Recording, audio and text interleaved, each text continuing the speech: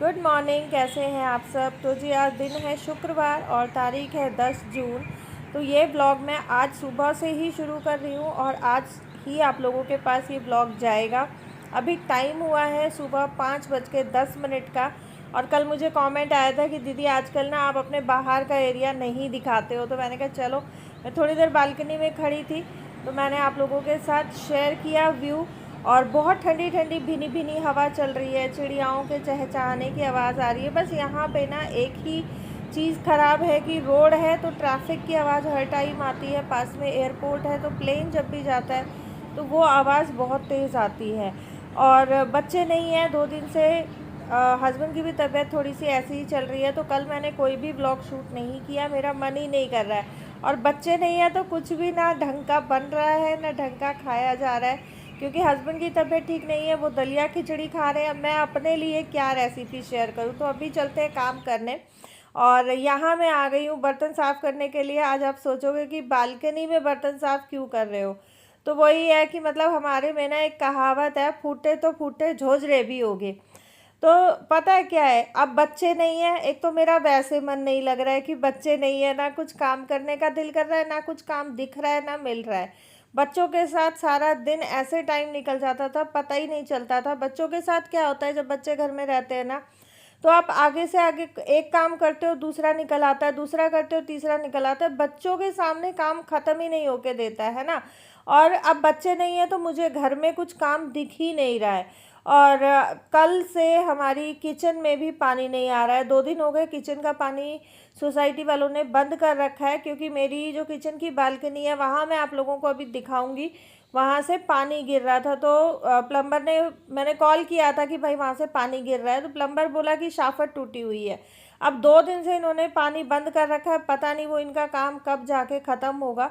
तो अब क्या करें, मजबूरी में यहीं बैठ के बर्तन मांजने पड़ेंगे। ये मैंने 2-3 टाइम के इकट्ठे कर रखे बर्तन कि चलो ठीक है, पानी आ जाएगा तब मांजूंगी, पानी आ जाएगा तब मांजूंगी। बट पानी आया नहीं at the end of the day, ये मुझे अभी मांजने ही पड़े।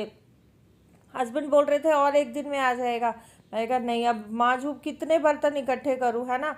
और फ्रिज के भी मैंने सारे जो भी सब्जी उब्जी रखी हुई थी सब निकाल दिए, सब फ्रिज के भी निकाल के इकट्ठे कर रखे हैं। तो बर्तन भी काफ़ी ज़्यादा हो गए हैं।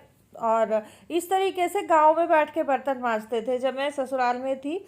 और अभी बाद बाद में तो हम लोगों ने घर का रेनोवेशन कराया था तो सिंक लगवा दिया था, काफ़ी सारा रेनोवेट कराया था घर को। तो बैठ के बर्तन मांज नहीं मांजते थे हम लोग। लेकिन स्टार्टिंग में जब मेरी शादी हुई थी उसके बाद हम लोगों ने लगभग ज़्यादा नहीं तो 7-8 साल तो हमने ज़रूर बैठ के बर्तन मांजे हैं।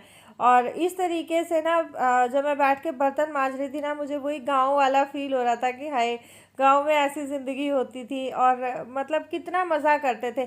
यहाँ शहर में आप रह लो, सोसाइटीज़ में आप रह लो, लेकिन जो गांव में फैसिलिटीज़ हैं, गांव का जो माहौल है, गांव की जो एक लाइफस्टाइल है, उतना मज़ा शहर में नहीं आता है। शहर में आके टोटली आपकी लाइफस्टाइल चेंज हो जाती है। गांव की लाइफस्टाइल बहुत अलग है, बहुत सुकून मिलता है वहाँ। पता है क्या होता है, सुबह ऑटोमेटिकली आपकी 5 पौने 5 बजे बिना अलार्म के नींद खुल जाती है। हालांकि खुल यहाँ भी जाती है, लेकिन यहाँ क्या होता है, आप 12 बजे 1 बजे 2 बजे तक भी अगर आप जाग रहे हो ना, आपको महसूस ही नहीं होगा कि रात हो गई है। लेकिन गांव में क्या होता है कि 8 बजे लोगों की, हार्डली 9 बजे लाइटें बंद हो जाती हैं। गर्मियों में सबके कूलर चल जाते हैं, गली में आपको कोई नहीं दिखाई देगा।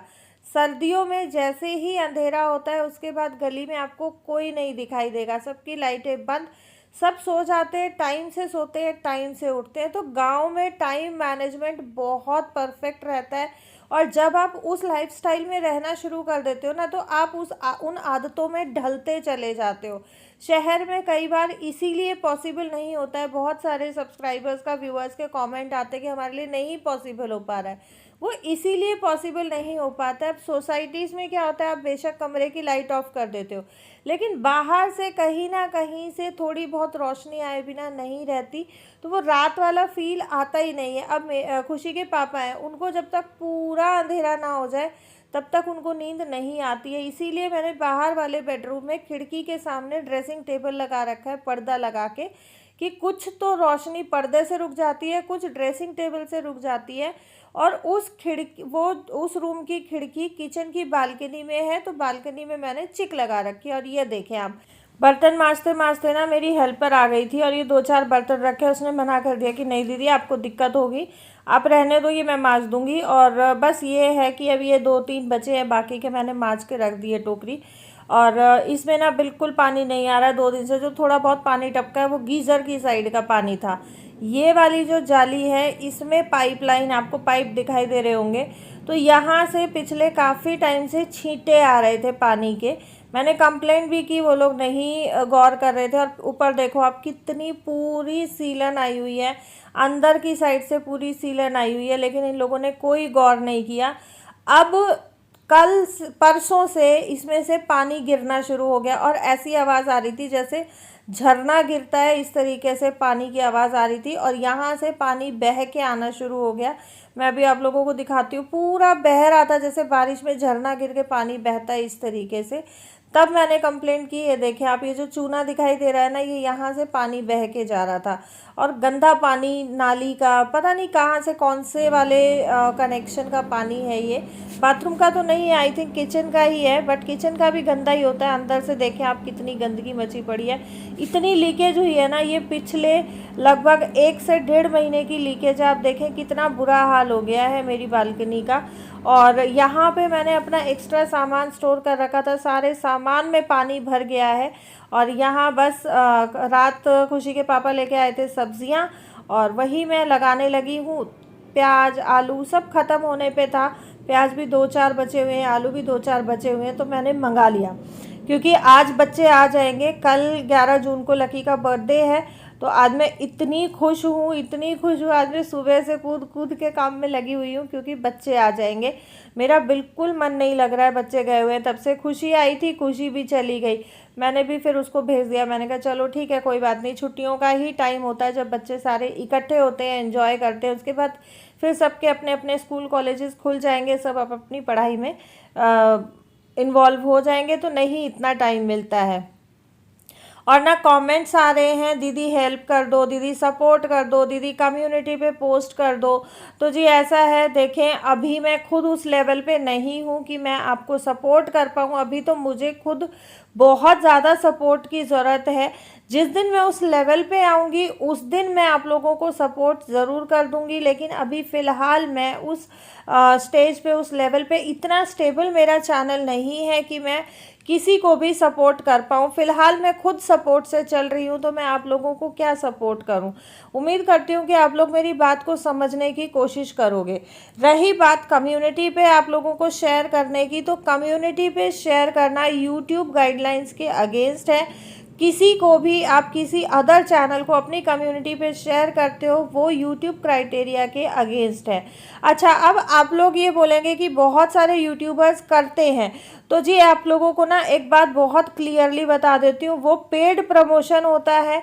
वो लोग पैसा लेके किसी को भी अपनी कम्युनिटी पे डालते हैं, वो काम मैं करती नहीं हूँ। और इन फ्यूचर भी मैं कोशिश करूँगी कि मैं इस तरीके का कोई काम ना करूँ, क्योंकि जब आप पैसा लेके किसी का नाम ले रहे हो, पैसा लेके किसी को कम्युनिटी पे डाल रहे हो, तो वो हेल्प नहीं होती है, वो आप अपना खुद का बिजनेस कर रहे हो। लेकिन जिस दिन मैं इतनी स्टेबल हो जाऊँगी कि मैं किसी की हेल्प कर पाऊँ, उस दिन मैं फॉर श्योर हेल्प करूंगी आप लोगों की। तो जी यहाँ पे मैंने सब्जियां छांट ली हैं और अब मैं आ गई हूँ कपड़े अलग करने के लिए। ये कपड़े मैंने रात उतार के रखे थे, जो कल धोए थे, कल नहीं परसों वेडनेसडे को धोए थे, थर्सडे को कपड़े नहीं धुले थे, और ये वेडनेसडे के ही कपड़े हैं। अब बस इनको मैं अलग कर दूंगी, प्रेस के अलग कर दूंगी, फोल्ड करने के अलग कर दूंगी। तो ये है कि हेल्पर को भी थोड़ी सी आसानी हो जाएगी, फटाक से फोल्ड करने वाले कपड़े फोल्ड करके अलमारी में रख देगी और प्रेस करने वाले कपड़े बांध देगी। अच्छा, मैंने सूट काटा था, सूट सिला था, बाजू का जोड़नी रह गई थी, वो बाजू वही की वही है। मेरा सूट पूरा करने का भी मन नहीं कर रहा है। बच्चे नहीं है तो इस रूम में आना भी नहीं होता है, पहले बच्चे थे तो हम लोग इसी रूम में सोते थे। बस यही सब चल रहा है, कर लेती हूँ, फिर मिलती हूँ आप लोगों को। और ये देखें, मैं अंदर का कर रही थी, तब तक हेल्पर लग गई है ये एरिया साफ़ करने, क्योंकि यहाँ मैंने टंकी रखी हुई थी स्टील की, सिलेंडर रखा हुआ था, सिलेंडर का स्टैंड था, उसमें सब में पानी भर गया। और मैंने ना ये सारा साइड का जितना भी चूना था सब मैंने उतरवा दिया डस्ट पैन से, क्योंकि ये फिर बाद में गिरता कोई फ़ायदा नहीं है, फंगस टाइप लग गया था, सारा फूल गया है। तो ये सारा हमने झाड़ दिया है। झाड़ के अब इसको साफ़ करके और नए सिरे से यहाँ अपना सामान रखेंगे। पहले 1-2 दिन इसमें मैं हवा लगाऊंगी, हवा लग जाएगी उसके बाद फिर सामान रखेंगे, क्योंकि हवा लगने के बाद ये सूखा सूखा हो जाएगा। अभी ऊपर से पानी गिरा है तो पूरे में पानी पानी हुआ पड़ा है, बहुत गंद मची हुई है। मिलती हूँ आप लोगों को नेक्स्ट व्लॉग में। Till then bye bye, take care, stay safe, stay blessed. Thank you so much for watching, love you all.